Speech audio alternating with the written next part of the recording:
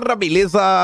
Como é que vocês estão? Meus amigos, hoje é dia de dossiê, um dossiê daqueles, porque nas últimas horas o clima no Brasil deteriorou de uma forma que ninguém esperava. Gente, sem nenhum tipo de alarmismo, alguns pesos pesados do mercado falaram algumas coisas sobre o governo, críticas extremamente contundentes, pessoas que não apenas apoiaram, mas que doaram para a campanha do Lula, o que já começou a motivar algumas pessoas a falar que o mercado desembarcou de vez.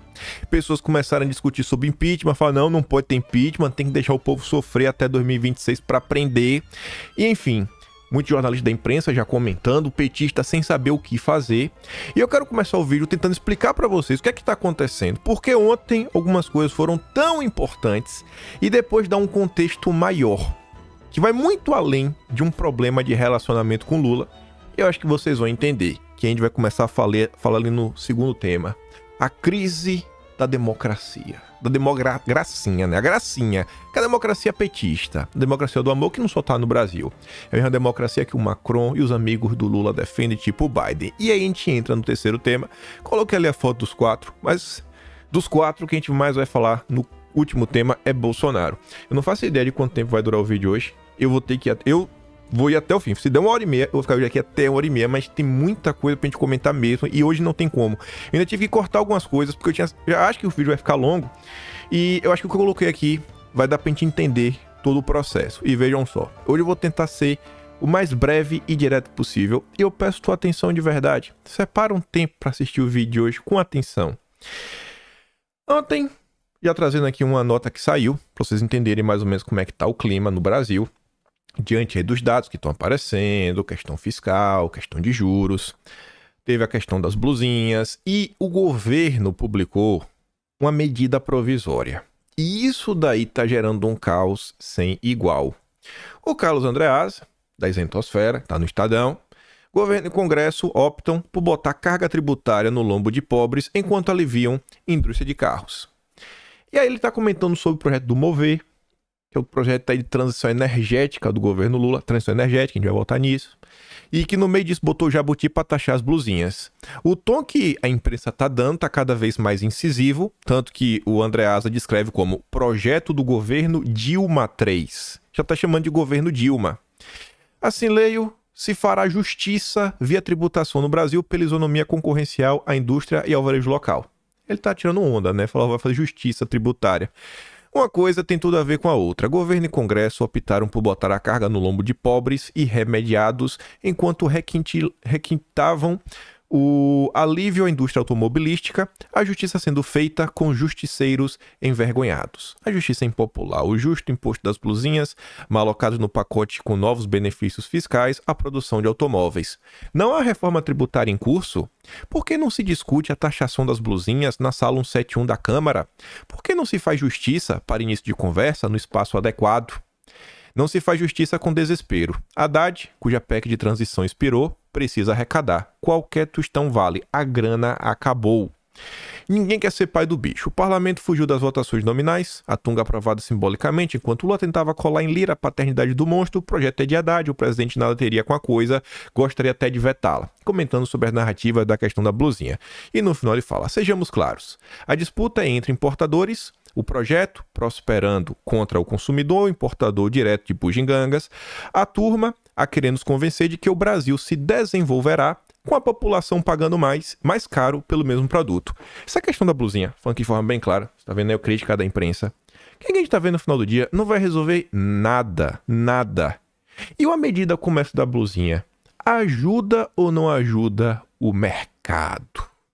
Os grandes tubarões do mercado estão ganhando ou não? O que é que Lula não fez que os donos do Brasil queriam que ele fizesse? Tem alguma medida que prejudicou a elite nacional? Eu acho que não. Aí o Lula veio e tomou essa medida que talvez essa incomode. Talvez a primeira de todo o seu mandato. Clima azeda entre empresas e governo com medida provisória que restringe o crédito de PIS/COFINS, a pressão sobre o Congresso para devolver a medida e mobilizações para questionamento na Justiça. Esse caos todo começou pela questão da desoneração da folha, o governo não quer cortar gastos, quer continuar gastando, e aí o governo aprontou aquela, via judiciário, né?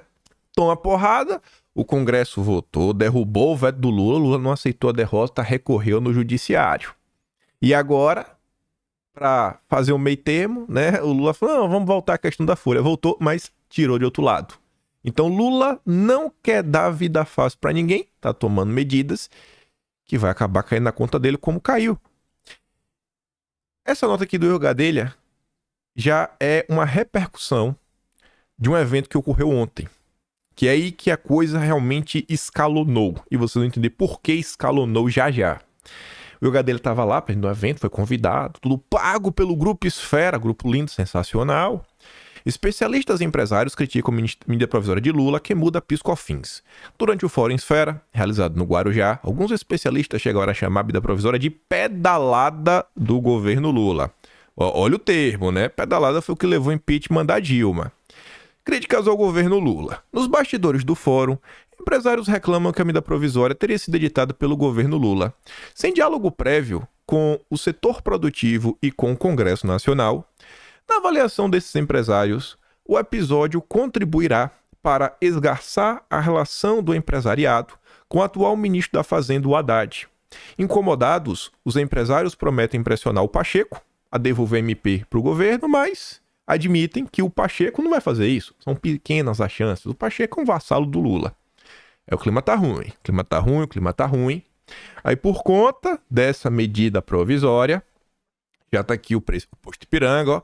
Alteração de preços. Prezados clientes, comunicamos que na próxima terça, dia 11, em adição à dinâmica de habituais de repasse, os nossos preços de gasolina, etanol e diesel serão reajustados em função do efeito imediato da MP 1227, a do PIS/COFINS. Graças ao Lula e ao Haddad. Todo cidadão brasileiro vai sentir no bolso. O Folha de São Paulo publicou a nota sobre isso. Medida que compensa a desoneração pode gerar aumento de 7% na gasolina, 4% no diesel de setor.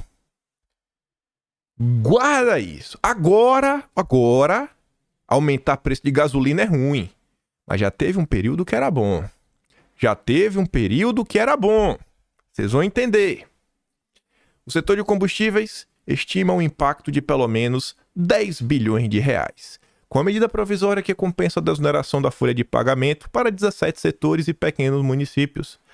Assinada na última terça pelo Lula, o repasse desse valor para os consumidores pode levar a um aumento no preço da gasolina de 4% a 7%. No diesel, o impacto seria de 1% a 4%. Os números se referem apenas ao aumento de custos para o segmento de distribuição e consideram a hipótese de que haverá o repasse. Não foram computados os efeitos nos elos anteriores da cadeia. Aqui é só a distribuição. O que tem antes, né, extração, ninguém faz ideia, refino, ninguém calculou, é só a distribuição. Ou seja, possivelmente, o aumento para o consumidor na bomba vai ser maior do que esse daqui, que também pode afetar o custo dos produtos. Então, Lula conseguiu, vai encarecer tudo no Brasil, tudo. Aí, que nesse evento do Grupo Esfera, aparece esse senhor aqui, cabelo grisalho, de óculos, que abalou o Brasil. Quem é esse senhor? Rubens Ometo. Por que esse senhor é tão importante? Porque ele está no Grupo Esfera? Porque ele é um bilionário? Não. Pela relação que ele tem com o PT. Fez uma fala, a gente vai ouvir toda, mas eu quero mostrar algumas coisas para vocês entenderem o peso da situação, do jeito que está com o governo metendo a mão e querendo taxar tudo, não dá. Em evento neste sábado, o empresariado doou 1 milhão ao PT durante a campanha presidencial, fez críticas à política econômica do governo. Como a gente vai melhorar o nosso país se a autoridade máxima faz tudo para não obedecer às leis? Pô, eu não vi essa raiva toda no passado, né? Vamos tentar entender um pouco. Veja só as coisas. O Ometo da Cosan critica medidas tributárias do governo Lula. Do jeito que está, não dá. Foi a manchete da Folha. Até a Globo comentou. Rubens Ometo, presidente do Conselho da Cosan, disse que o plano fiscal do governo Lula vai manter juros altos. Todos os jornais comentaram. O Brasil parou para ouvir Rubens Ometo. Não só o Brasil. Gente, meu Deus. A Bloomberg é o maior site especializado no mercado, no mundo. É o maior do mundo. A Bloomberg soltou uma nota só para falar do que o Ometo disse. Você acha que, olha só, várias pessoas discursaram no Grupo Esfera. Quanto será que ganharam matérias na Bloomberg Internacional? Não é qualquer um, e tá ali, ó. Magnata do açúcar afirma que plano fiscal de Lula manterá taxas altas. Ometo diz que o projeto de marco fiscal não reduz dívida. E isso daqui é uma coisa muito complicada, porque nos últimos dias, a gente até falando sobre a questão da credibilidade do Brasil, a credibilidade também passa porque o governo está perdendo a credibilidade por não conseguir entregar um programa que controle o crescimento da dívida, ou seja, uma responsabilidade fiscal. O Ometo falou para o mundo que o governo Lula não tem responsabilidade fiscal e, além de não ter o plano do governo, que é o arcabouço fiscal que foi aprovado, ele não vai para frente. E ele falou uma coisa muito interessante no vídeo. Vocês vão ver que ele falou que eu nunca acreditei. Agora, para quem nunca acreditou no arcabouço fiscal, eu não lembro dele ter criticado na época. Ele e a turma do mercado estavam bem quietinhos. Agora estão meio chateados. Mas a gente vai chegar lá. O aumento dos gastos do governo manterá as taxas de juros altas. Pronto, a gente também já percebeu isso, né? Selic nas alturas. Aí, algumas notas. Rubens Ometo foi o primeiro empresário a ter uma agenda privativa com Lula no Planalto. Isso ainda em janeiro, como publicado na Veja, em dia 22 de janeiro de 2023, pelo Robson Boninho, colunista de bastidor da Veja. Primeiro, olha a moral, não é para qualquer um, hein? Primeiro de todos, também não 1 milhão de doação. Primeiro empresário recebido por Lula doou 1 milhão para o PT. Conselhão de Lula terá Josué da Fiesp e debate sobre novo arcabouço fiscal. Ocorreu dentro do conselho. O Rubens Ometo disse que não acreditava, vocês vão ver. Por que não falou isso na época? Ficou quietinho, né? Por quê? O Rubens Ometo doou 400 mil ao PT no dia em que se reuniu com Lula. Isso aqui saiu em maio, ou enquanto foi em janeiro. Isso aqui é tudo Atlas. Tudo Atlas. Não faz sentido estimular combustível fóssil. Aí aqui a gente já entra num ponto. A turma toda aí tá reclamando do Brasil. Reclamando de imposto aqui, imposto acolá, pipipi, ppp, pararararará. Será que a turma realmente tá insatisfeita com o programa do Lula? Porque eu acho que o Lula tá fazendo tudo que eles querem. A turma agora que tá reclamando aí da MP que vai aumentar o preço do combustível, amigo, eram vocês. Eram vocês. Por que eu tô falando que é vocês? Porque tá ali, ó. Produtora de etanol, a Raizen. A Raizen tem como controladora a Cosan, do Rubens Ometo. A Raizen tava fazendo campanha pra taxar o combustível, a gasolina, mais do que o etanol. Por quê? Não é sustentável. Não é agenda verde. Aí agora, vocês estão preocupados? Vocês estão destruindo o Brasil. Vocês destruíram, vocês fizeram campanha pro Lula. Aí vocês estão querendo dar a entender que tem uma coisa errada? Não, eu acho que vocês talvez não estão conseguindo ter o retorno que vocês esperavam. Eu digo vocês, o mercado. Empresário doa 100 mil a petista que beneficiou seu setor em votação. Isso aqui é 2022, ó. Agraciado com a doação de Rubens Ometo, o deputado Carlos Aratini, que é do PT, apresentou uma emenda que beneficiou o setor de combustíveis. Dono da Cosan corteja apoio de Lula para emplacar presidente da Vale. É porque o Lula não quis apoiar o Bartolomeu, porque o Lula trocou e pediu o apoio do Ometo para emplacar o Guido Mantega. Aí dois bicudos não se beija. Aí agora tá revoltado. Agora tá revoltado. Tá estranho, hein? E aí, aqui foi em setembro, ó. Lula defende debater pauta verde e aumento do etanol na gasolina. Aumentou ou não aumentou o etanol da gasolina? Dentro de qual projeto? Combustível do futuro. Quem era o relator? Arnaldo Jardim, conhecido como o Klaus Schwab brasileiro. Vice-presidente da FPA, que trouxe o Klaus Schwab para o Brasil em maio do ano passado. Passou. Em setembro, Lula lança plano de descarbonização com mais etanol na gasolina. Rubens Ometo, barão do etanol no Brasil. Distribuidoras acusam o programa do governo de subsidiar Raizen e inflar etanol. Meu Deus. Agora ele tá revoltado. Vamos ver agora a revolta do Rubens Ometo, que eu não tô entendendo nada. Eu não tô entendendo. Um homem tão agraciado pelo governo tá tão triste. Vamos ouvir aqui esse senhor. Vamos tentar ouvir esse senhor. Vamos lá. O vídeo é meio longo, mas a gente vai ouvir. Quando esse arcabouço fiscal foi lançado, eu não acreditei nele. Por quê? Por quê? Porque ele é baseado na ideia de permitir aumentar as despesas na medida em que a receita aumentasse. Então é uma questão lógica. É claro que o governo trabalharia furiosamente para aumentar a receita e assim poder gastar mais. Esse arcabouço, ele reflete claramente a visão de alguém que quer fazer o governo gastar e não reduzir a sua dívida pública, que, aliás,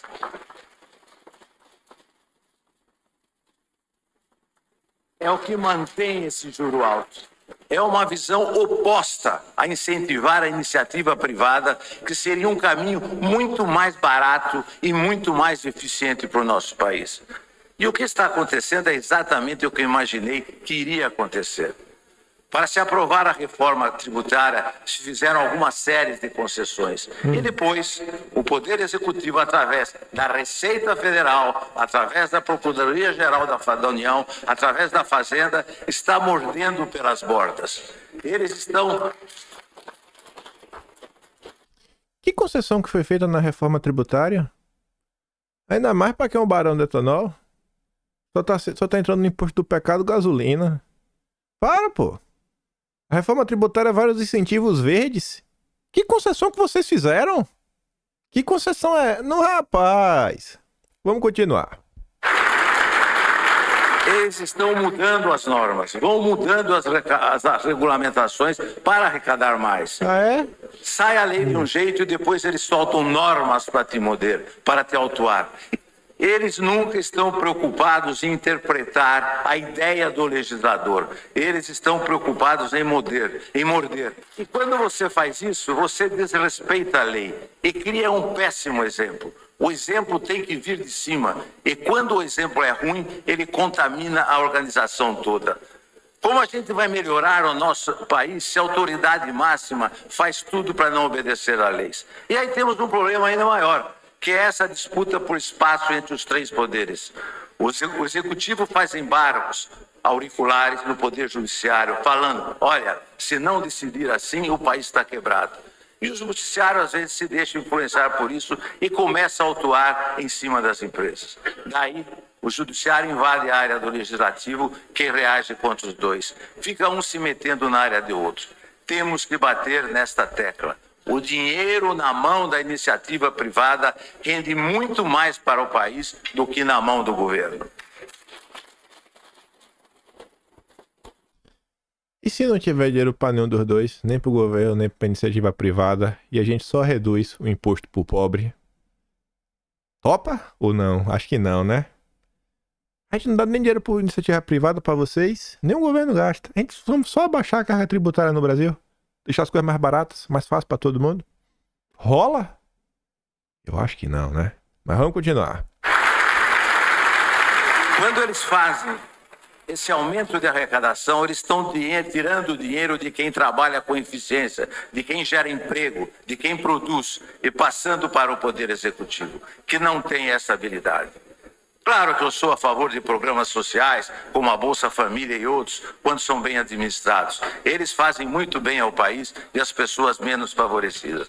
Mas não dá para o governo pegar o dinheiro da iniciativa privada para querer administrar um Estado que nunca diminui de tamanho, só cresce. Quando se fala dos problemas dos juros altos, todo mundo fala dos problemas internacionais, dos juros nos Estados Unidos, que realmente atrapalham. Mas tem uma questão importante, que pouca gente fala, que é a nossa insegurança jurídica, que também encarece o dinheiro no Brasil. O custo de todas essas incertezas está ali na taxa de juros. Se o governo organizasse tudo isso e controlasse a questão fiscal, os juros cairiam pelos motivos certos e aí esse país voltaria a crescer, voltaria a se desenvolver. E como vimos, aliás, no governo Lula I. Aí voltaria, né? Voltaria a cair. Tem que cair do jeito certo, não pode cair do jeito errado. Tem que cair do jeito certo. Tá bom. Aí eu botei aqui em tópicos os principais pontos. Primeiro, o arcabouço não funciona. Fala muito forte, né? Vai repercutir no mundo todo, falando que o Brasil... Só faltou falar que o Brasil não tem solvência. O governo só quer gastar. Nossa, descobriu a pedra, né? Isso daí, descobriu a pedra. É aquela fala que é assim, fica sem entender. Sem entender. Será que esse cara realmente tá preocupado com isso? Porque todos os programas do governo até então tava todo mundo apoiando. A grande Lula tá na vanguarda. O que é que se espera de um gestor hoje em dia? Salvar o planeta. Agenda Verde, Agenda SG, o próprio Esteves, que a gente vai ouvir ele também falar, foi esses dias, né? O Brasil nunca esteve tão maduro para debater a Agenda SG como agora. Até o PAC do governo é um PAC verde. São vários pacotes de transição energética. O Ometo, ele estava no jantar, por exemplo, teve do Grupo Esfera, o outro, que o Arnaldo Jardim e o Lira estavam lá discutindo o PATEM, que é o Plano de Aceleração da Transição Energética. Não vi ninguém reclamando. Ninguém. Tá bom, né? Da transição energética. Tudo que o governo tá fazendo é o que esses senhores defendem. O que me leva a crer que essa virada, essa pivotada, tem muito mais a ver com os sinais dos tempos, o clima que está se instaurando não só no Brasil, mas como no mundo, do que qualquer outra coisa. E eu falo isso pegando notas que saíram na imprensa nos últimos dias, onde, por exemplo, eles estão criticando o Poder Judiciário, algumas coisas que estão sendo feitas, tipo algumas revisões de multas no passado Lava Jato, não porque isso é errado, mas porque isso alimenta os extremistas, isso alimenta a direita brasileira, os ataques que elas fazem às instituições. Eu acho que o exemplo que essa turma está incomodada é o exemplo do Lula enquanto chefe de Estado, que vem gerando um grande desgaste para a imagem desses senhores. Hoje, com a rede social, a galera pega a notícia e mostra, ó, é membro do Conselhão, do dinheiro pro Dilma, ó o que tá fazendo aqui, ó o que tá fazendo acolá, e isso pega mal. Acho que é isso, eles estão tentando se descolar do Lula, né? Tipo o Estadão, que é o jornal mais crítico atualmente, fez campanha pro Lula e agora tenta pagar de gostosão. O governo não quer reduzir dívida, que mantém juros altos, tá bom. Acontecendo o que eu imaginei, ele disse, né? Aconteceu o que eu... Sabe que isso aí? Por que tu doou dinheiro pra campanha do PT? Pra quê? Não faz sentido, né? Fez reforma e ainda morde pelas bordas, tá? E ninguém esperava isso. Foi avisado. O próprio Bolsonaro avisou por diversas vezes da reforma tributária. O exemplo apodrece o país. Aí você tá tentando se descolar, né? Lula não segue a lei. Como assim ele não segue a lei? O que ele fez que foi inconstitucional? O judiciário validou tudo. Aí depois ele reclama que os judiciários estão juntos. Agora vocês reclamam? Porque mexeu no bolso, né?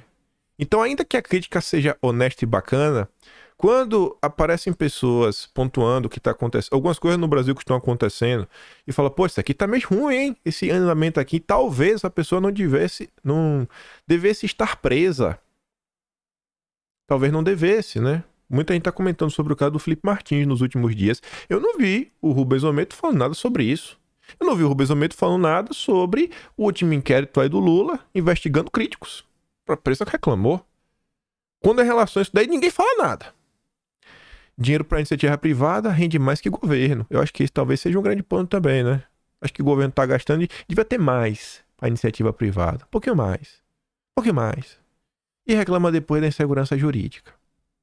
Aí, enquanto esse cidadão fala as coisas, e isso daí moveu muita coisa, né? Céus e terras. Aí ontem foi uma chuva de gestores da Faria Lima, dos mais diversos, dos mais à esquerda aos mais liberais. E de direita tá difícil ter algum ali no meio, falando, não, olha só, isso aqui, aquilo outro, tá ruim, realmente, Lula. Aí foi um chororô.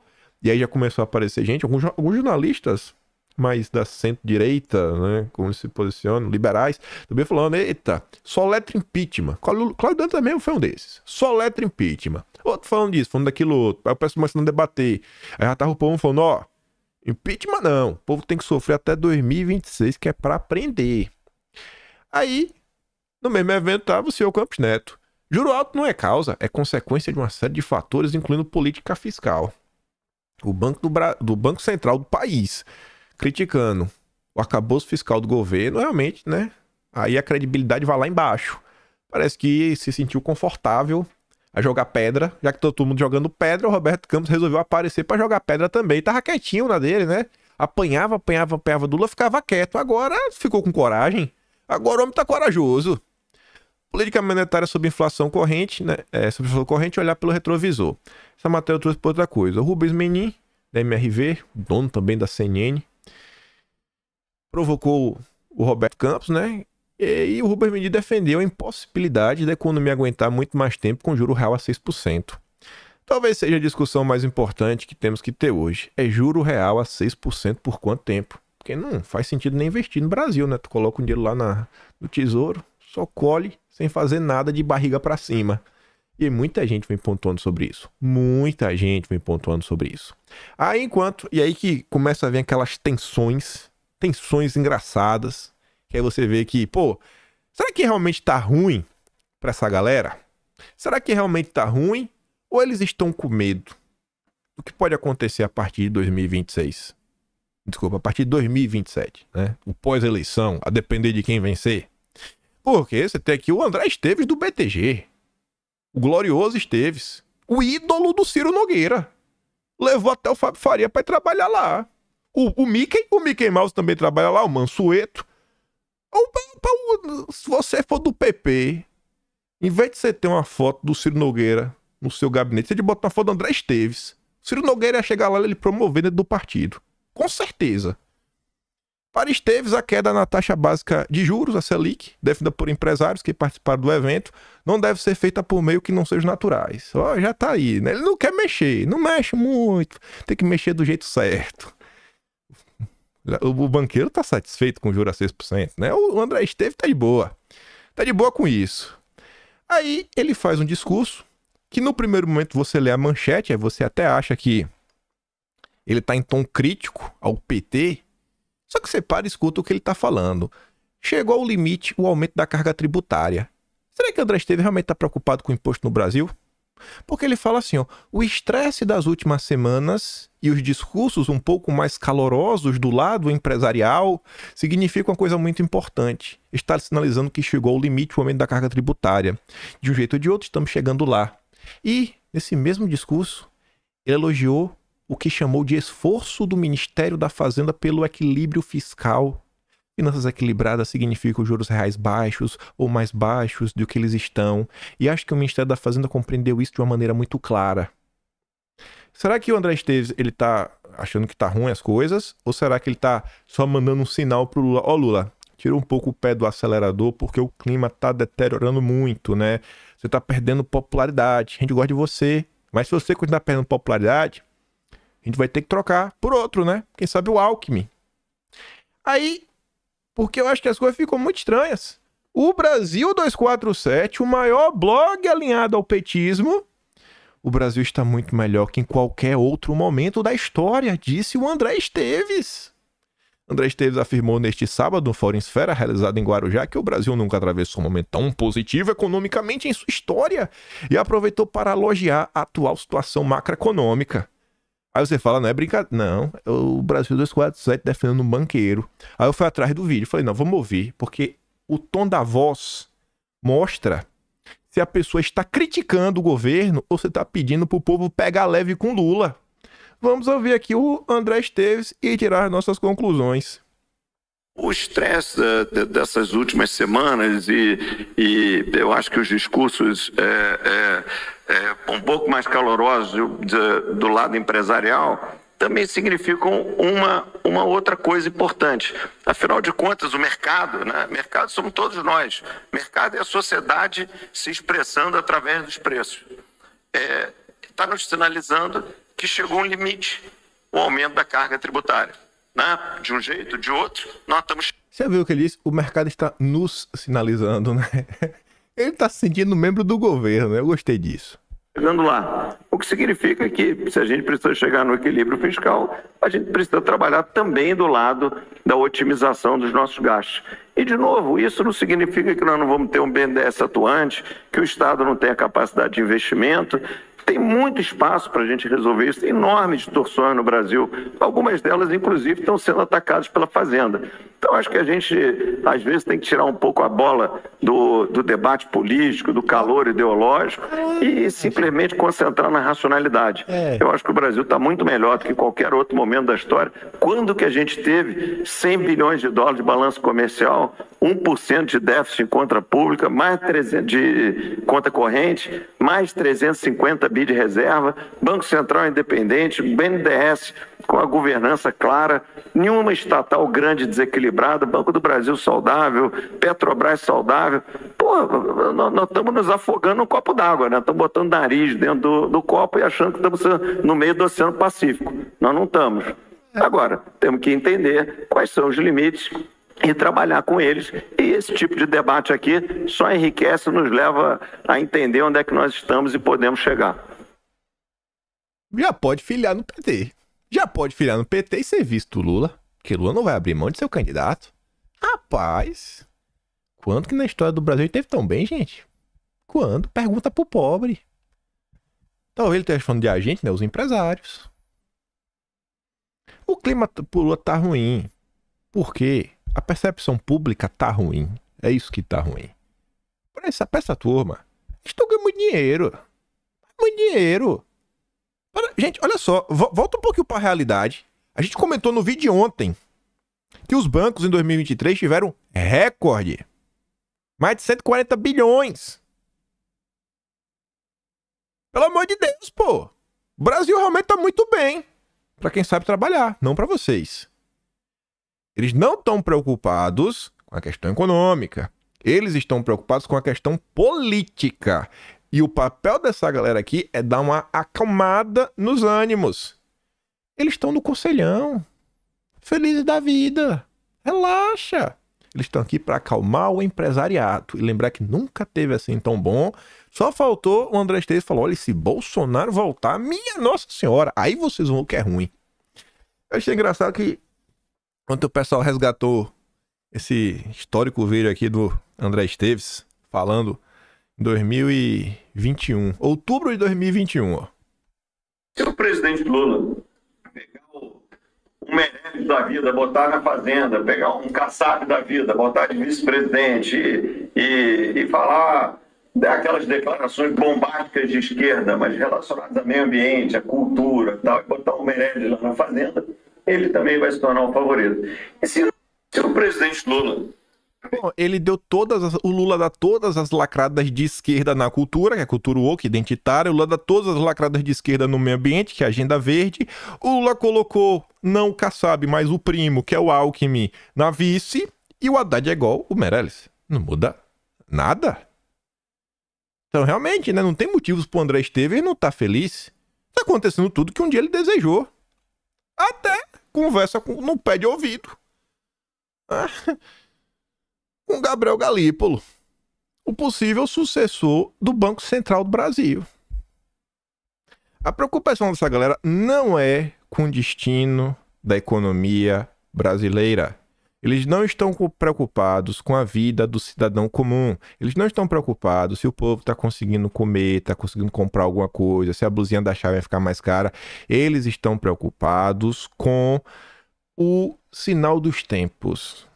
A mudança de clima que está acontecendo no Brasil e no mundo, e que eles talvez achassem que no Brasil o Lula ia voltar e ia conseguir dar uma acalmada, eu acho que eles estão muito mais preocupados com o Lula fala, do que está acontecendo no Oriente, aquelas falas dele assim absurdas que rodam o mundo e geram muito desgaste e acaba repercutindo dentro da população. E quando eles achavam que ia ter um mar de tranquilidade para voltar à época do FHC, do tucanato, a democracia liberal, a coisa tá meio indo pro buraco, né? Meio indo pro buraco. Aí, você vê, né? Embates fora da bolha da direita. Galípolo insiste em convite para Helena Landau integrar equipe econômica. E o Galípolo realmente convidou. Isso aqui foi em 2023. Ele foi, inclusive, bater uma foto dele andando com a Helena Landau. É porque tá cortado ali. E aí a bolha da esquerda comentando, né? Assim fica difícil manter o otimismo. Só aparecem fantasmas e assombrações. Helena Landau trabalhou no governo FHC. Então tá tudo ocorrendo do jeito que eles querem. Não se trata de um problema econômico, mas de um problema político. Para vocês entenderem sobre isso, a gente comentou muito no mês passado. No Atlas de Maio vai ter um capítulo. Não sei se a gente chegou a fazer um dossiê só sobre isso no mês passado, mas a gente comentou bastante, que é a crise do liberalismo. A crise da ordem liberal. Esse vídeo aí, eu não vou dar play no vídeo do William Vac, mas pela manchete ele tá falando: o mundo que começou no dia D está acabando agora. E ele está falando o seguinte: aquela hegemonia ocidental, né, Estados Unidos e Europa, tá surgindo outros focos do mundo e tudo mais, discussões aqui, discussões acolá, o crescimento da extrema direita, isso, aquilo, toda aquela ladainha. E isso daqui vem sendo pautado dia sim, dia também, dia sim, dia também, não só no Brasil como no mundo. Só para vocês terem, por exemplo, um exemplo disso daí? Financial Times. E aqui entra o que eu sempre digo. Veja onde foi que foi publicado, quem publicou, em qual contexto, tudo que tá saindo. Essa matéria aqui, pra quem quiser se aprofundar, porque eu ainda tenho muita coisa pra comentar o vídeo, já tá chegando em 35 minutos, não quero que dê mais de 1h30. O Arthur, lá do Quinto Elemento, ele gravou um vídeo agora, saiu, Geoeconomia, que ele tá falando que você não precisa ser obrigado a escolher entre ser um vassalo, um escravo, né, da Rússia e da comunada, do País Vermelho, e você também não precisa ser um escravo da turma globalista. Tem que existir uma terceira opção. O mundo não só gira em torno dessas duas opções. Você não precisa ser ou globalista ou... Não, cara. Não. A gente não pode ser obrigado a escolher entre ambos. Aí o texto é o que deu errado com o capitalismo. Quem escreveu? Rushi Sharma. Quem é esse cara? Essa descrição aqui nem tá tão precisa. É presidente da Rockefeller International. Ele é presidente do fundo da Rockefeller. O fundo dos Rockefeller, quem gere é esse cara. Você acha que a opinião desse cara tá em qual bloco político? A gente podemos falar no bloco globalista, né? E aí você tem que entender, cara, por que está dando errado? E um dos principais pontos que as coisas estão dando erradas, e aí o Esteves não está de todo errado no que ele diz, o problema é que na hora deles aplicarem, eles continuam aplicando a coisa errada. Quando o Esteves diz que dinheiro tem e não precisa acabar, ele não está errado. O problema é que o Esteves defende que Lula gaste exatamente com o que ele está gastando. Transição energética, pacotes verdes, isso, aquilo, outro, muita gente desse jeito, isso é tudo mais. E isso que está levando à derrocada do mundo ocidental. São essas regrinhas. Eu nunca vi o André Esteves reclamando dessas imposições ideológicas para sua empresa poder estar listada no mercado financeiro. Eu nunca vi o Rubens Ometo também incomodado com isso. Olha o que a B3 está fazendo. Eu nunca vi nenhum dos dois reclamando sobre isso. Esse é o paradigma dos nossos tempos. O que é que vai ser a partir de agora? Para qual caminho vai seguir? Porque enquanto o mundo ocidental, globalista, está tentando impor uma agenda de antidesenvolvimento, tem uma galera que não está respeitando isso. E está ganhando muito dinheiro. Muito dinheiro. O pobre né? Imposto do pecado, crédito de carbono. Para quem tem muito dinheiro, é exploração de petróleo. Os melhores exemplos é você olhar o Brasil, não pode explorar a margem equatorial, mas a Guiana está explorando. A Guiana está ganhando dinheiro, o Brasil não pode. Ninguém fala sobre isso. Cadê o Rubens Ometo? O Rubens Ometo vende etanol, né? Então é nem bom explorar petróleo, né? Nem é bom. Nem é bom. Aí, para tentar entender o momento que a gente vive, por que vai dar errado, e para a gente chegar no terceiro tópico, que lá as coisas vão ficar bem mais claras, olha isso daqui, de agora, de ontem. Furto de energia bate recorde e supera a geração de Belo Monte. Belo Monte é a segunda maior usando do país. Só fica atrás de Itaipu. É maior do que Belo Monte. O cenário tem impacto direto nas contas de luz dos consumidores, uma vez que esse tipo de crime resulta numa tarifa mais alta. Isso daqui passa por diversos problemas, questão de furto, né? Para a infraestrutura, mas também passa por segurança pública. Cadê o André Esteves? Cadê o Rubens Ometo? Cadê o mercado para falar de segurança pública? Eles não ligam. Eles andam de helicóptero. Eles têm segurança privada. Não liga. E por que eu tô falando de segurança pública? Olha aqui o mapa do Brasil. Só tem 3 estados bem vermelhinho, que é a porcentagem de energia furtada lá em cima. Onde a energia é furtada assim proporcionalmente? Amazonas, Amapá e Rio de Janeiro. No Amazonas, você deve ter um problema de fiscalização. Tudo é muito distante, né? A infraestrutura é precária. Como é o norte do país e o nordeste. São os locais que você tem esse maior problema. Quando você olha do centro-oeste para o sul, a situação de furto é bem menor, com exceção do Rio de Janeiro. Por causa das milícias. Por causa da questão do crime. Cadê a galera preocupada com isso? Não. Qual é a preocupação do mercado? Transição energética. O que eles estão querendo fazer com isso de transição energética? O que eles estão querendo fazer? O que eles estão querendo fazer? O Arthur explica muito bem essa questão nesse artigo lá da Financial Times, porque o cara prega que, basicamente, o mundo ocidental deu errado porque não foi liberal o suficiente.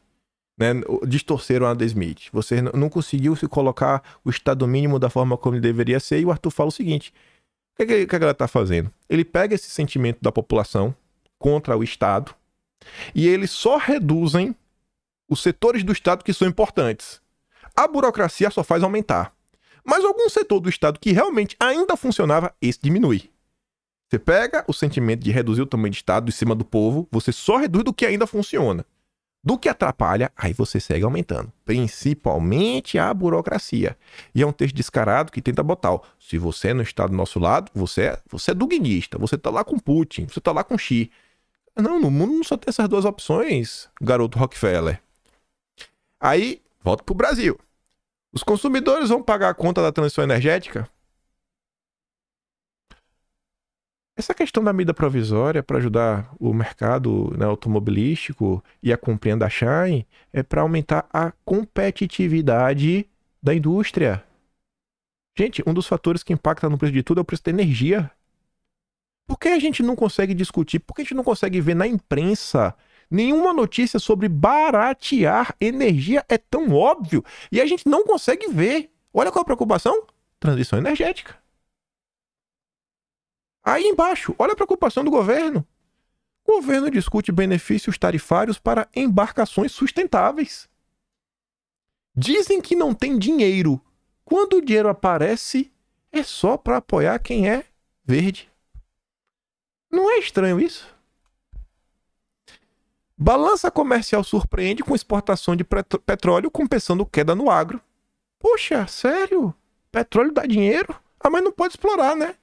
Agora petróleo é bom? A Miriam Leitão, que defendeu em fevereiro de 2023 o aumento no preço da gasolina porque era uma medida ambientalmente correta. Agora petróleo é bom? Agora?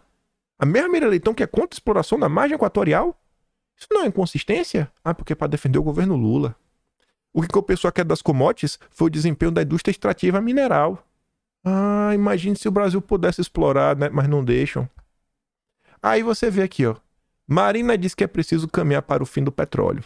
E antes de eu passar, se eu te perguntar, esquecendo o que a gente já falou aqui no vídeo de hoje, qual é a dupla de empresários? Se fala assim, cara, qual o cara mais petista pra você no Brasil? Do empresariado? Ou o que mais o PT gosta? Eu acho que a cada 10 pessoas, 7 vão falar de uma dupla que são irmãos. Irmãos batistas compram Plus Petrol Bolívia e expandem negócios de petróleo e gás na América Latina. Isso não é engraçado? A mesma turma da JBS, que em relação do gado, eles estão com a agenda aí avançando, que é a questão de rastreio. O gado tem que ser rastreado, né? Tudo para mostrar que não vem do lugar de desmatamento. A própria Febraban colocou isso daí, né? Para dificultar o acesso a crédito para quem tem aí açougue. Inclusive, basicamente importando a legislação europeia. Mas a mesma turma que tá preocupada aí com a agenda verde do boi, tá comprando, né? A Plus Petro na Bolívia, óleo e gás. Não faz nenhum sentido na minha cabeça. A não ser que, matéria até que o Arthur coloca, né? Você prega o Estado Unido para você se desfazer do que ainda tem alguma serventia. E esse dinheiro que você se desfez, você investe para aumentar o tamanho do Estado, para manter o controle da regulação na sua mão. É a nossa gloriosa democracia totalitária brasileira. Aí, vamos para outro lado. E aqui eu peço para tu deixar qualquer preconceito de lado, só ler e refletir. Porque aqui a gente estamos diante do senhor Doutor Óbvio. Já ouviu? Você conhece o Doutor Óbvio? Pois você vai conhecer o óbvio. Vamos ficar surpresos com o óbvio. Tem um perfil lá no Twitter chamado Eleva Brasil. Ele não se classifica de direita, também não se classifica de esquerda, faz oposição ao Lula. É aquele rapaz ali de camisa preta, o único com cara de brasileiro na foto, né? Os outros ali, ele deixa, a turminha do Pés Vermelho, cliente dele, e ele fala assim, ó, estamos aqui no interior da Bahia, na nossa pedreira de Quartzo, e esses são os nossos clientes daquele país. Há 5 anos atrás, vendíamos chapas de rochas ornamentais beneficiadas a eles. Hoje, só compram blocos brutos, matéria-prima. O que aconteceu? Eu acho que você vai concordar que a rocha cortada bonitinha, polida, é mais cara do que a rocha bruta, né?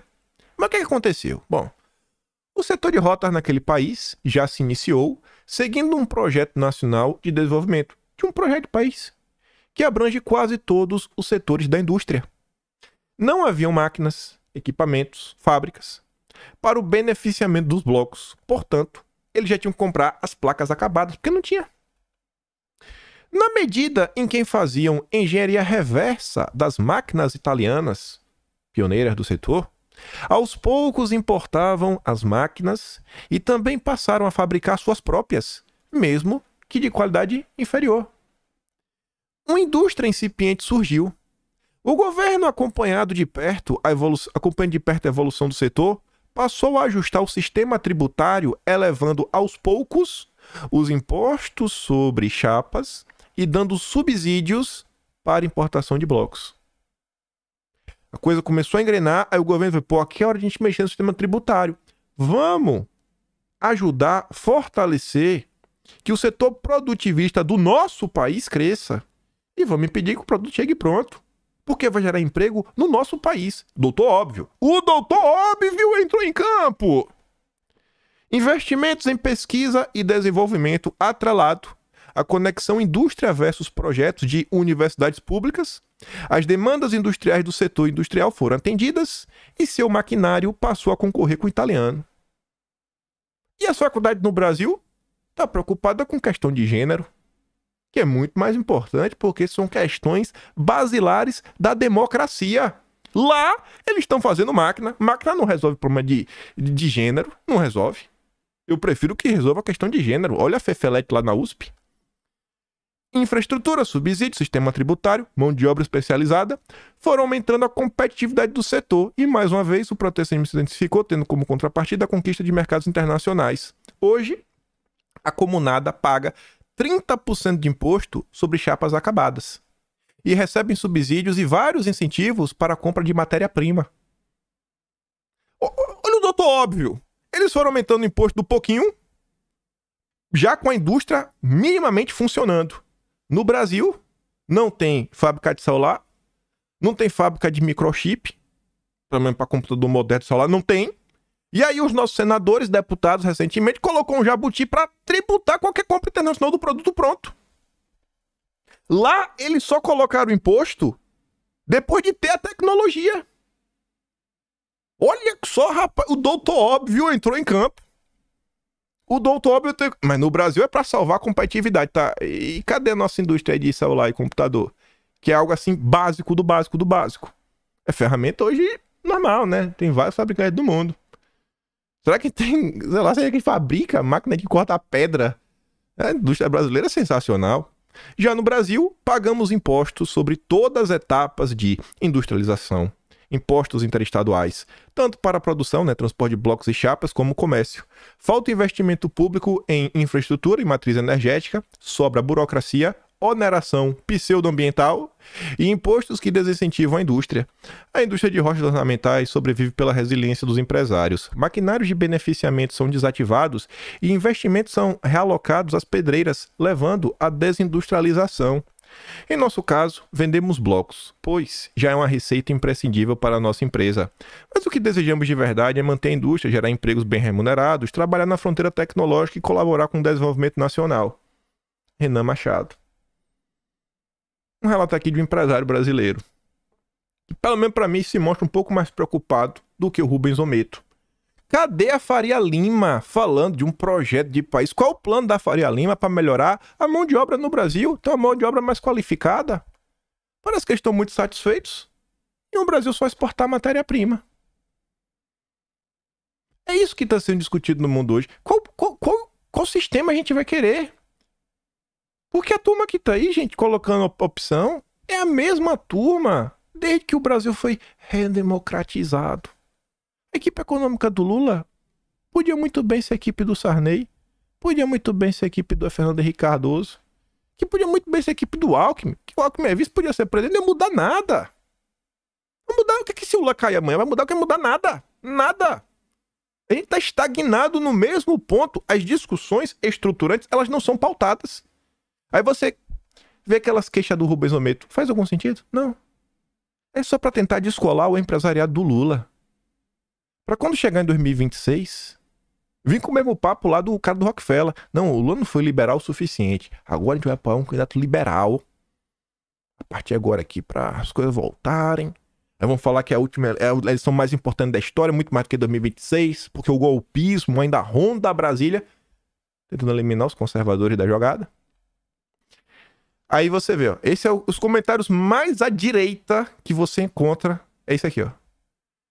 Esse cara é gestor de fundos, né? Eu quase nunca falo de política, mas acho impressionante que as pessoas que votaram no Lula continuem apoiando o governo dizendo: ah, mas do outro lado estava Bolsonaro, eu nunca votaria nele, etc, etc. Cara, isso já passou. Esqueça Bolsonaro. O governo atual deve ser cobrado como qualquer outro deveria ser. Você apoia um governo gastador que aumenta impostos para cobrir gastos, que estrangula o setor produtivo e impede o crescimento do país, não diz nada sobre o governo. Só diz sobre você, não seja bocó. É o máximo de crítica que você consegue achar, né? Entre os liberais. Aí você volta pro nosso ponto, né? Robertinho, que diz que tem que... Ele concorda com... É engraçado, né? Roberto Campos Neto e o André Esteves concordam que tem que baixar os juros do jeito certo. Pode ser do jeito errado, do jeito certo. O mesmo também.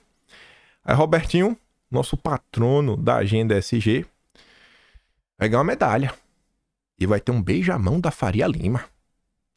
Na segunda-feira está previsto inédita revoada de banqueiros e gestores de fundos de investimentos em direção à Lespe. Qual o motivo? Roberto Campos Neto será agraciado com a medalha do Mérito Legislativo, uma cerimônia que tem um evidente tom político.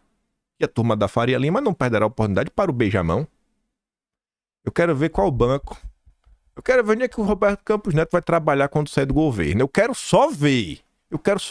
Aí quem propôs essa linda iniciativa? O Tomé. Sabe o que é o Tomé? O nosso Tomé, que tava lá comemorando que só ia ter desconto para quem? Para quem tiver carro com baixa emissão de carbono. Nosso Tomé da agenda SG. Tome. Tá teu nome certo. Tome SG. Tome. É isso aí. Tome. Tá achando ruim? Tome.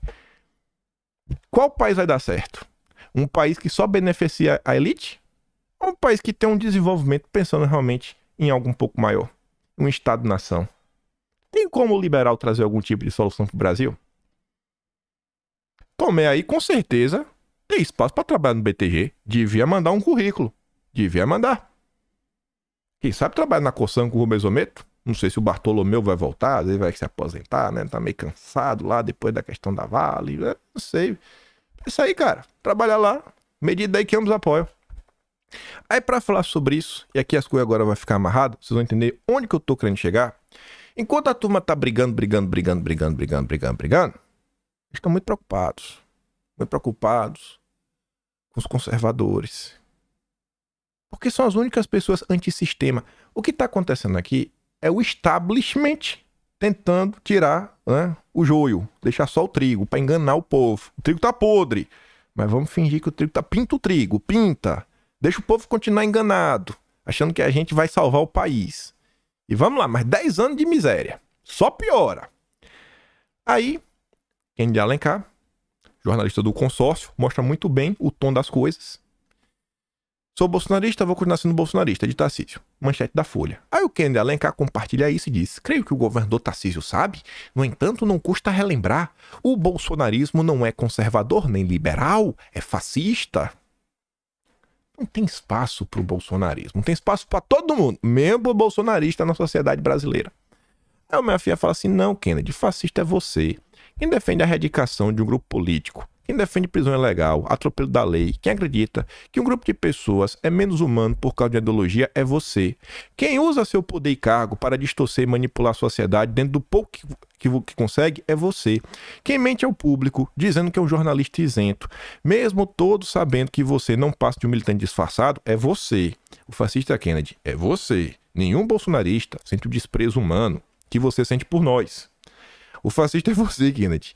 E no fim do dia, quando você está com seus pensamentos, você sabe muito bem o que você é. Você, Kennedy, é o verdadeiro fascista. Vocês não têm ideia onde a gente vai terminar no vídeo de hoje. Ainda tem um bocadinho, mais uns 15 minutos. Aval de Lira e 13 partidos impulsiona projeto contra a delação sobre incerteza de beneficiar Bolsonaro. A imprensa está começando a ficar preocupada. O avanço do projeto que proíbe delações de presos conta com aval do Lira e de líderes de 13 partidos, o que torna bastante provável a aprovação da sua tramitação em caráter de urgência. Integrantes do Partido do Centrão e da Esquerda, ouvidos pela Folha, dão como certa a aprovação da proposta na Câmara e depois do Senado. 2 pontos principais causam maior debate. O primeiro é se a eventual lei teria poder de retroagir e anular acordos já fechados e homologados pela Justiça. Porque se retroage, pode alcançar Bolsonaro. Aí hoje, o nosso porta-voz, nosso fundador da agenda liberal no Brasil, o Estadão, desde 1800, tá aí, família Mesquita, publica um editorial. Pelo tom do Estadão, você tira aí como é que tá, né, a leitura no establishment. Anistia inaceitável. Está em curso um plano de reabilitação de Jair Bolsonaro para permitir que ele concorra à presidência em 2026. Bora, Jair, tamo junto.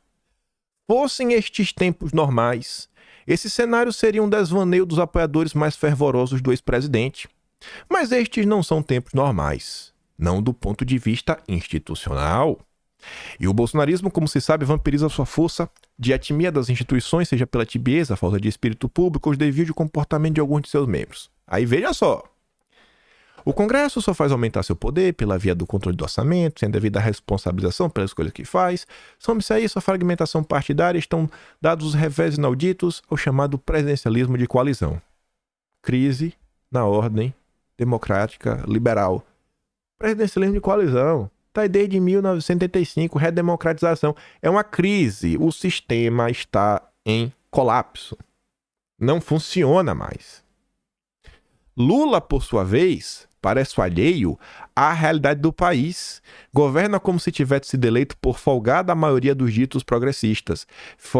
Fechado com o que está em seus interesses mais imediatos e na fracassada agenda do PT. Já o Supremo tem agido com denodo para macular sua imagem perante a opinião pública e não só entre bolsonaristas. Não raro ministros têm se comportado como se fossem maiores do que a própria corte, minando a legitimidade, que não apenas é o esteio do poder judiciário, mas do próprio Estado democrático de direito. É nesse contexto que é de desordem institucional que se tem tratado à luz do dia de algumas medidas que têm por fim anistiar o maior vândalo político que esta República Democrática conheceu nos últimos 35 anos. Você está entendendo qual o contexto de tudo que está acontecendo? O Lula hoje, por mais que ele siga toda a agenda econômica do establishment, ele segue tudo. Não tem nada errado. Nada. Nada. Ele é um problema. Porque ele está fomentando, como nunca, o sentimento antipetista. Ninguém aguenta mais. Porque ele é destemperado. Ele fala muita besteira. Ele deixa a coisa muito clara. E o PT tem aquela sanha inquisitória que acaba atrapalhando. E os caras falam, pô, bicho, pra que Paulo Pimenta vai criar inquérito? Isso só alimenta a narrativa de que existe uma grande perseguição contra a turma da direita e os fortalece perante a opinião pública. Então, rapaz, do jeito que tá, a gente vai ter que tirar o Lula.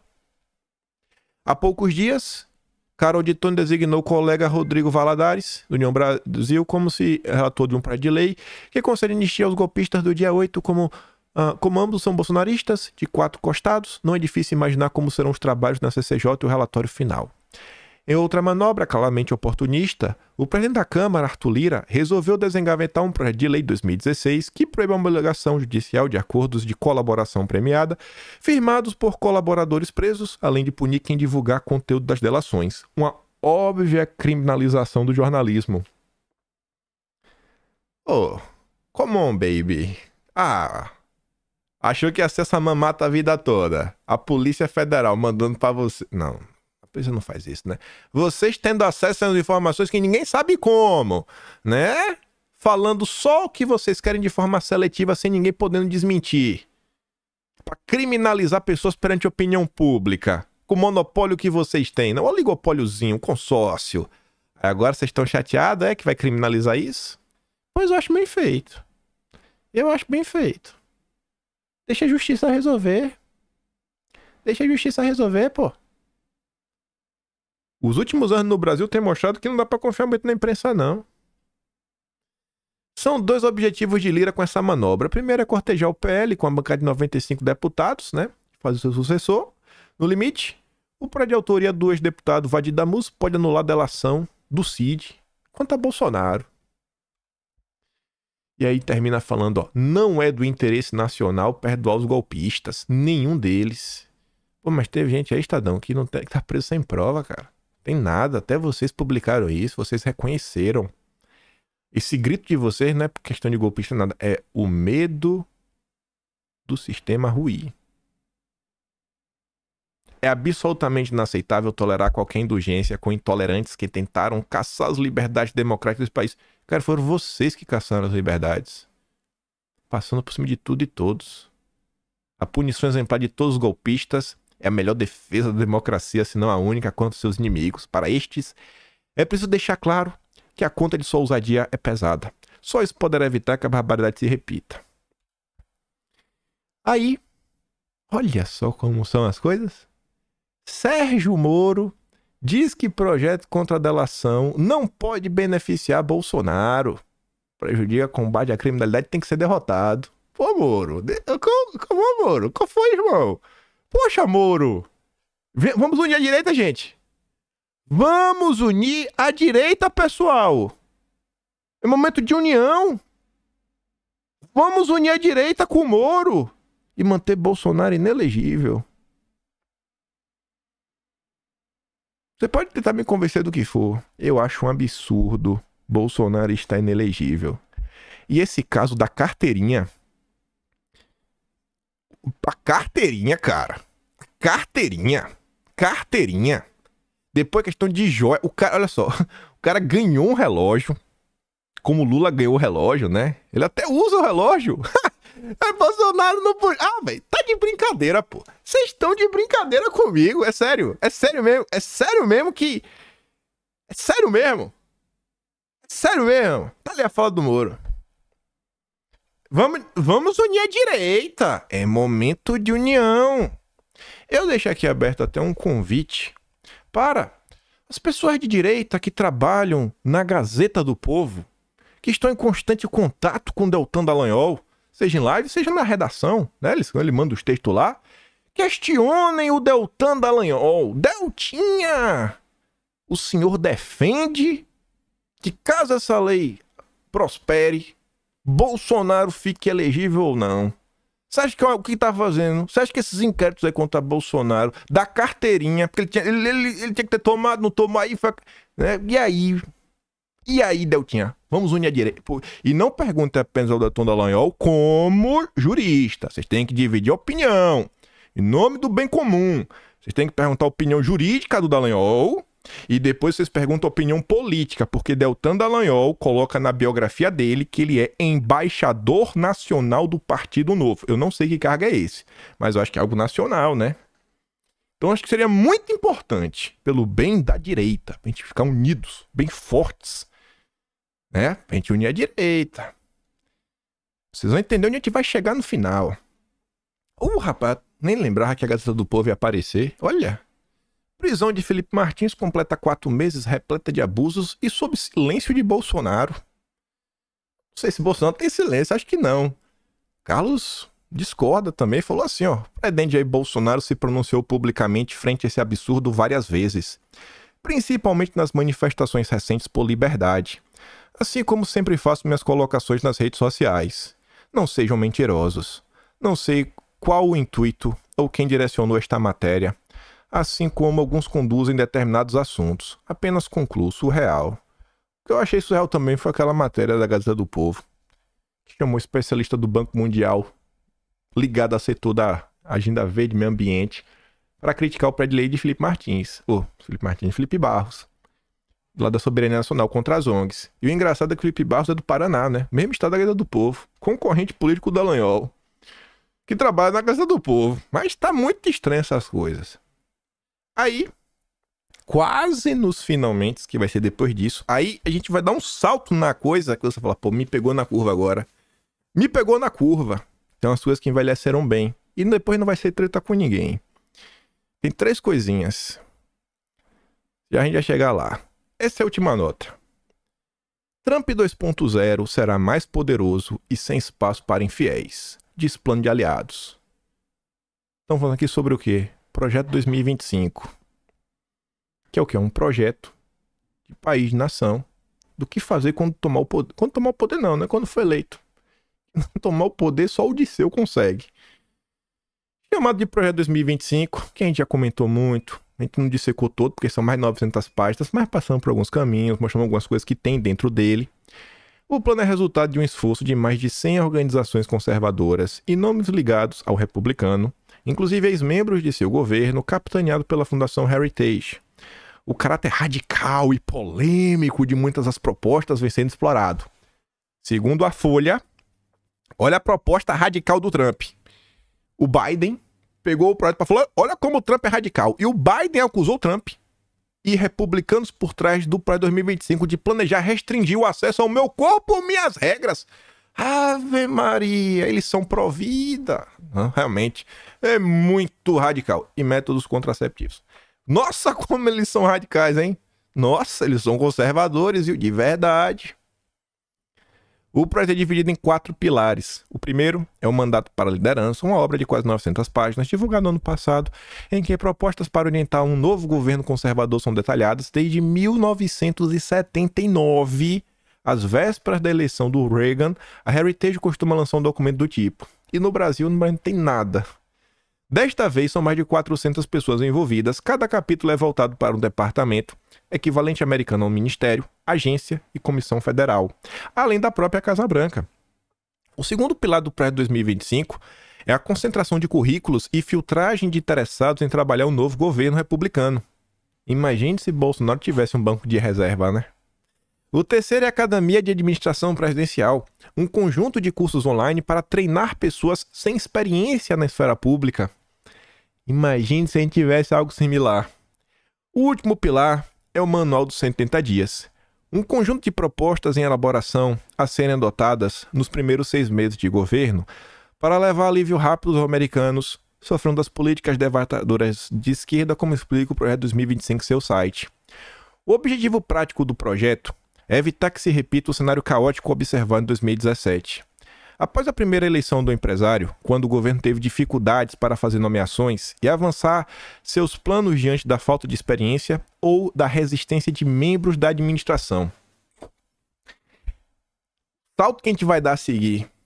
Vocês vão entender. Aí o vídeo inteiro vai fazer sentido. E eu sei que ainda está meio confuso. Quero voltar nesse parágrafo. O objetivo prático desse projeto é evitar o que aconteceu em 2017. Será que o que aconteceu lá aconteceu aqui a partir de 2019? 2017 é quando Trump tomou posse. 2019 é quando Bolsonaro tomou posse do Brasil.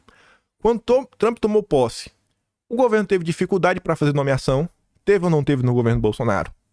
Teve dificuldade de avançar seus planos diante da falta de experiência ou da resistência de alguns setores. E teve, né, no governo Bolsonaro, tinham vários embates.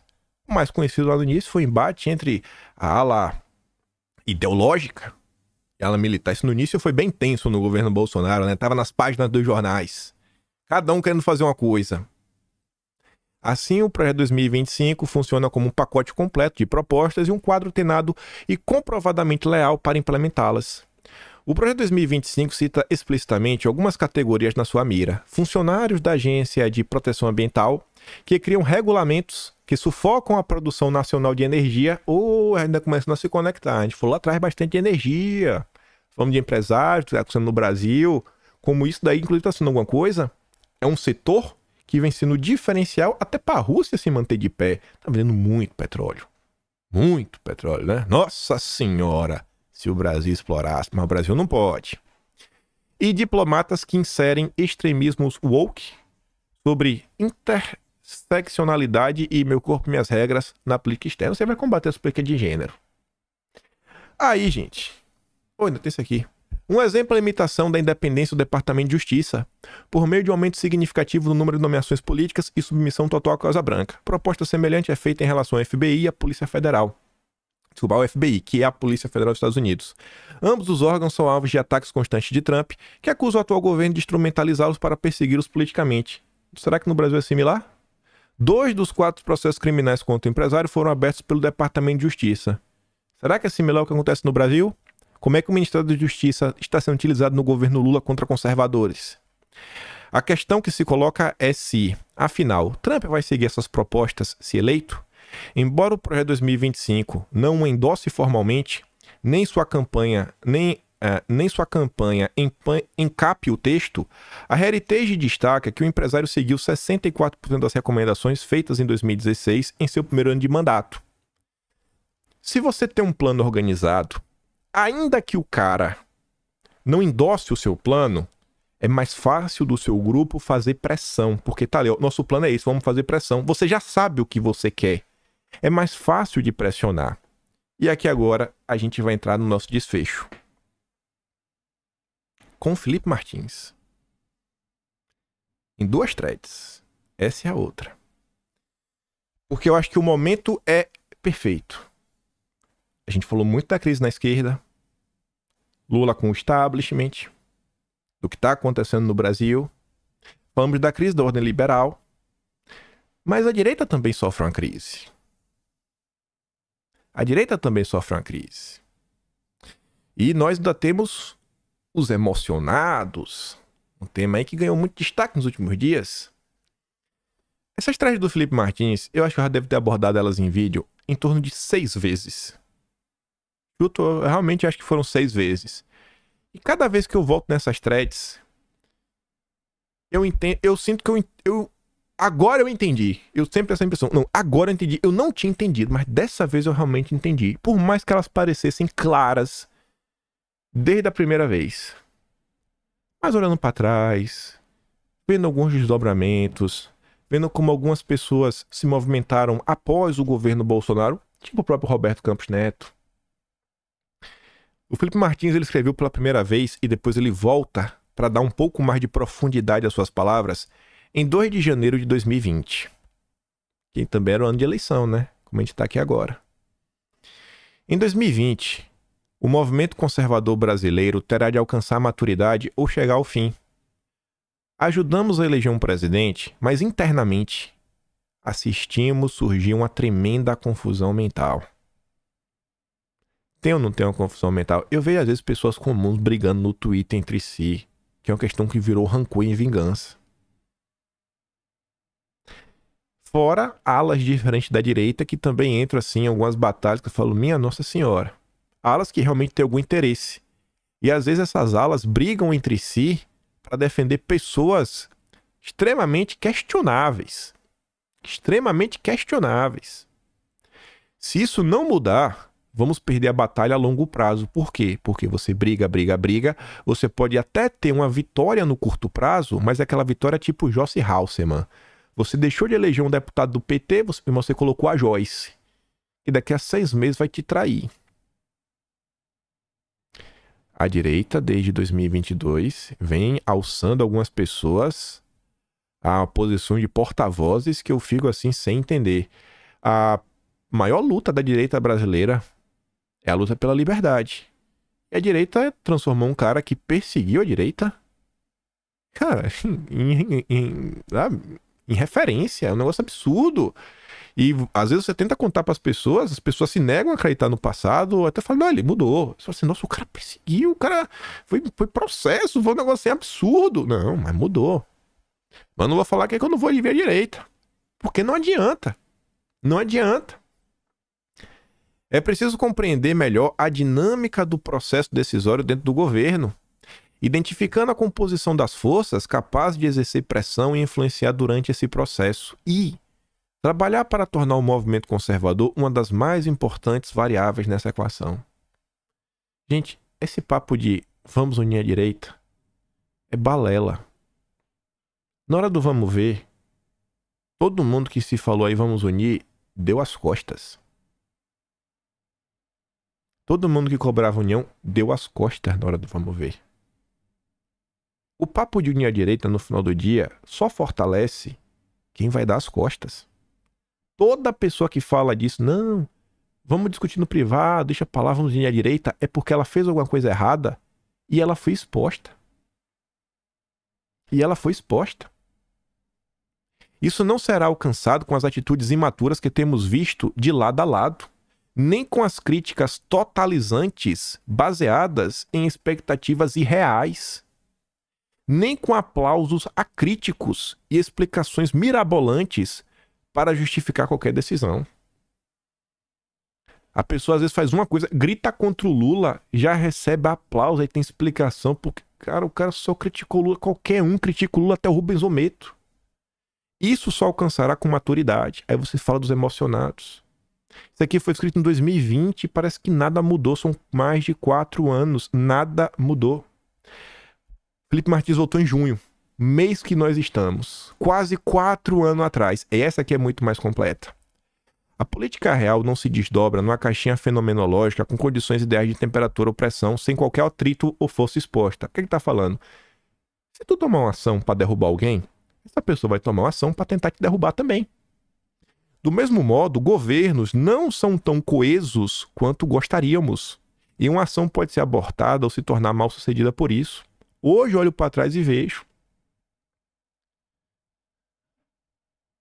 Não é aquela coisa. Ninguém é 100% vilão, ninguém é 100% bonzinho. Mas hoje eu vejo a chamada ala liberal que estava lá. Quando eu vejo os projetos que eles estão encabeçando depois que saíram do governo, rapaz. Montizano, Joaquim Levy, não. Era o Joaquim, não, Levy, também. Mas o Joaquim que estava no meio ambiente. O próprio Roberto Campos Neto. Até o Paulo Guedes, viu? São uns projetos aí, a IVE, YVI, ele tá com os projetos aí estranhíssimos, viu, Paulo Guedes? Fala nada não, viu? E a galera tomou realmente umas medidas assim, e de boa. Ninguém é 100% vilão, ninguém é 100% inocente. Mas, às vezes, os conservadores, às vezes, não entendem isso, né? É conseguir aquele ponto do meio do caminho entre o que a galera realmente defende, o que é possível, até onde dá, até onde não dá, e tentar entender esse processo e ser uma força que fala, não, velho, vamos ser a força que vai gerar a mudança. Diariamente, um sem número de ideias, grupos e forças exercem pressão sobre os tomadores de decisão, tentando emplacar perspectivas, escolhas e ações específicas. O grupo mais atento e que se revele mais capaz em conjugar pressão constante com a manutenção do acesso vence. Será que é por isso que os conservadores nos Estados Unidos conseguiram 64% do seu projeto no primeiro ano? Porque era coeso, tinha uma agenda, tinha um projeto e ficou martelando aquilo ali? Vem daí a importância de encontrar meios para que o povo brasileiro em geral e o movimento conservador em especial encontrem um ponto de equilíbrio entre a crítica madura, falar, cara, teve aqui umas coisas erradas, mas ninguém é 100% vilão, e a manutenção do apoio consciente aos atores, capazes de dar concretude às suas pautas e aos seus anseios. Quem está falando de autores? As figuras públicas. Vai bater palma para qualquer um que elogie o Lula? É preciso entender melhor a dinâmica do processo decisório dentro do governo, identificando a composição das forças, capaz de exercer pressão e influência durante esse processo e trabalhar para tornar o movimento conservador uma das mais importantes variáveis nessa equação. Quantas vezes aí Bolsonaro não teve que respirar porque, do jeito que o Moro saiu, teve gente que criticou o Bolsonaro, mas, meu, coitado de Bolsonaro. Foram poucos ali que no primeiro momento não tremeram, viu? Foram poucos que não tremeram no primeiro momento, viu? Mas foi uma galera. Fui pegar de surpresa. Não conhecia, porque era aplauso acrítico. Eu sei que eu posso falar que Moro caiu. Eu falei, agora, vamos desenterrar o que já estava pronto. Porque eu sabia que não tinha clima para criticar.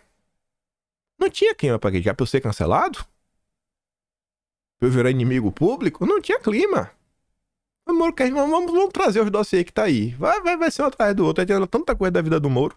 Como tem pessoas agora que eu vejo se movimentando, né? Pré-candidatos pra 2026. Que eu falei, eita, a galera vai se decepcionar, viu? Esse apoio crítico, só porque o cara é anti-Lula, isso vai dar errado, vai dar errado. Não podemos esquecer que na política o que importa mesmo é o longo prazo. Melhor, às vezes, ir devagarzinho, mas passos sólidos. Um período muito maior do que o tempo de duração da nossa geração. Estude a ascensão do conservadorismo nos Estados Unidos e você se dará conta do que eu estou falando e de quantas frustrações ainda podemos ter. Eita, quem tem frustração, hein? A galera apoiou. Não, Roberto Jefferson é o melhor exemplo. Vem o Roberto Jefferson com o discurso meia boca, o povo foi e abraçou. É momento de união, vamos na direita. O inimigo do meu inimigo é meu amigo. E no final do dia, não teve nenhuma vitória no curto prazo. Foi só derrotas. E derrotas no longo prazo. Inclusive, cara, o que o Roberto Jefferson fez, adiar da eleição do segundo turno, sei lá, no fim de semana, aquilo foi um absurdo. Aquilo impactou na campanha nacional. Se perguntar a pessoa que estava na época, que tinha lá os trackings, ele ia falar, cara, impactou. Parabéns aos emocionados. Sem a consciência disso, não será possível ao movimento conservador se organizar, se tornar relevante e evitar que seus planos sejam abortados, que as ações de seus representantes se concretizem na direção oposta aos seus interesses e que até sua existência seja ameaçada. Vamos unir a direita, vamos unir a direita, vamos unir a direita. Luiz Felipe Dávila está falando, só tem espaço para a direita sensata. A direita chucra não tem espaço. Cadê o Deltan Dallagnol? Nosso grande defensor da liberdade para falar, não, Felipe Dávila, eu como embaixador do Novo, o partido que o senhor é o candidato, eu acho que os bolsonaristas têm que ter espaço sim. Cadê o Deltan Dallagnol? É sério assim, eu tento não pegar no pé, gente, mas é tão gritante, é tão assim, né? Eu não sei como as pessoas não percebem algumas coisas que estão acontecendo. O cara não é um comunicador qualquer, o cara é político. E uma vez que entra na máquina, já foi. Você pode achar ruim, ele vai ficar no mínimo 4 anos. Todos conhecem a situação que vivemos. Não é necessário, portanto, repetir o diagnóstico nem descrever mais uma vez os abusos que enfrentamos. É necessário trabalhar para criar as condições para que a situação atual seja revertida e para que os abusos cessem. Não precisa... Continua mais atual do que nunca. Ninguém precisa falar o que está acontecendo no Brasil. E depois dos últimos desdobramentos e frustrações, está claro que isso depende de nós, o povo. Não de uma instituição ou de um único indivíduo, independente do cargo que ele ocupe. Ou nós salvamos a nossa nação, ou ninguém fará.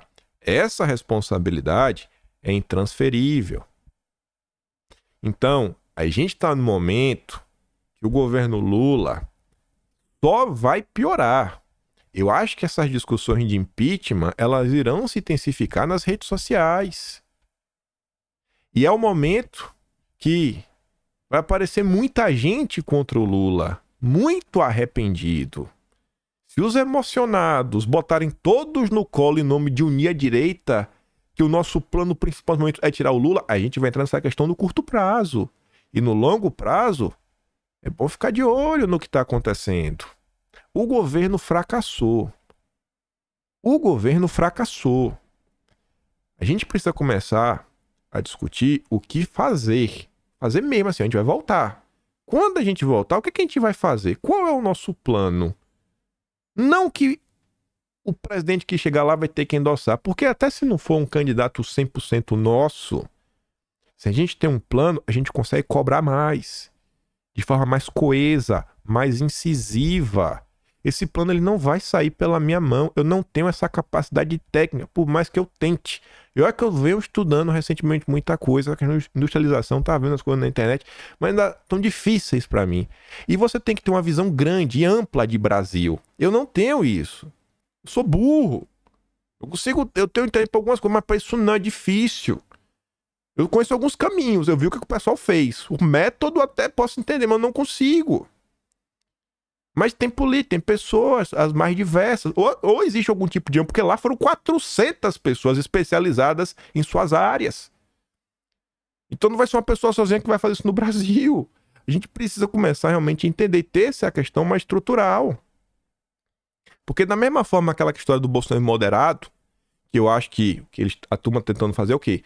Deixa ter um candidato mais à direita, que a turma da União à Direita vai engolir, e a gente vai tutelar esse governo, seja tendo já o vice, seja a gente finge, deixa eles fingir que tá com o controle da mão, a gente vai controlar. E se a gente não tem uma agenda pra gente entender o processo decisório e conseguir fazer pressão, a gente vai tomar todas, mas vai ser 7-1 todo santo dia. Eu acho que não é isso que vocês querem. O momento no Brasil é ímpar, ímpar. Mas não dá só para ficar na mitada, na lacrada, etc. Tem que ter um aprofundamento na discussão. Faz sentido o que eu tô falando? Eu acho que faz. Eu acho que eu não tô falando algo muito complicado, muito distante da nossa realidade. Olha, o governo Lula acabou. O desembarque é para tentar se descolar, né, da imagem do Lula e conseguir continuar comandando o Brasil. Acabou, não tem como dar certo esse governo. E olha que o Lula tá falando tudo o que a turma quer, seguindo todas as ordens. Ser antipetista é fácil. Eu quero mais. Eu quero realmente ver alguém que vai colocar um projeto que vai tirar o Brasil do buraco. O mercado não tem esse projeto, nunca teve. Sequer passa pelas discussões. Não existe uma matéria na imprensa com nada propositivo. Eu te desafio a procurar na Folha de São Paulo, no Globo, nos eventos do LIDE, do Grupo Esfera. O que é que está sendo discutido que realmente vai gerar emprego no Brasil, aumentar a renda do pobre? Eu te desafio. Não tem, não vai ter e não será criado. Não existe plano, não vai.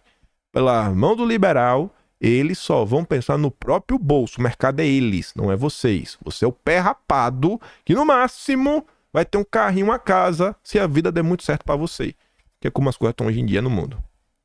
Ou entende o processo ou não vai. Tem 4 anos essa thread do Felipe Martins. Hoje eu olho pra trás e falo, nossa, a quantidade de vezes que a turma ficou contra Bolsonaro, o mercado ficou contra Bolsonaro.